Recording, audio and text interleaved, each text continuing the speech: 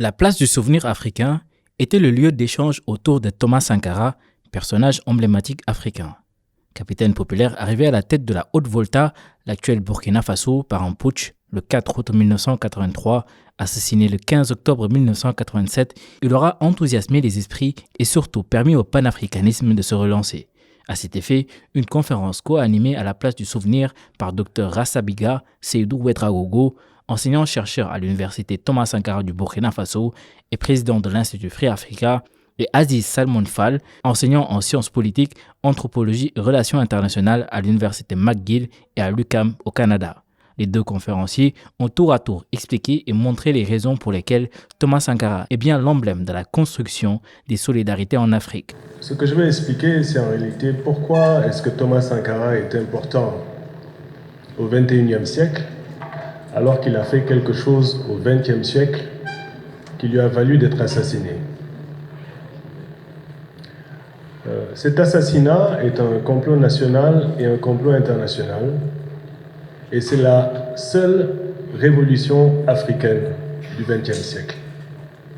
C'est-à-dire une tentative de changer les rapports de production menée par une petite bourgeoisie éclairée qui imite un peu le modèle cubain.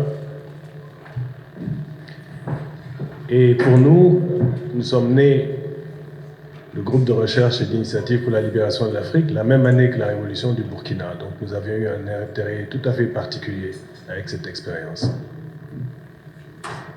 que nous avons suivie, car c'était la seule expérience de développement autocentré, ce qui voulait dire surtout, comme le reconnaissait la FAO, et je cite, « L'autosuffisance alimentaire a été bel et bien atteinte, contrairement aux prescriptions des ajustements structurels. » Aujourd'hui, 35 ans après sa liquidation physique, Thomas Sankara décroche le chaînon manquant du sort réservé aux leaders panafricanistes. Ils sont toujours assassinés et leurs bourreaux jamais traduits en justice.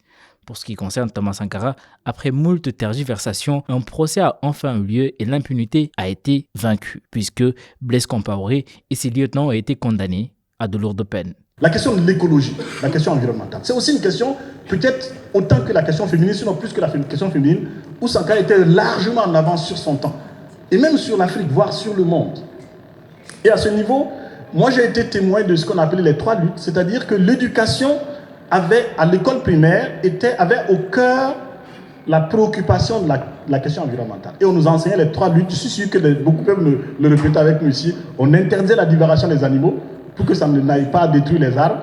On interdisait la coupe abusive du bois pour reverdir. Et on interdisait les feux de brousse. Voilà, vous voyez, tout le monde connaît ça. C'était au cœur de l'éducation.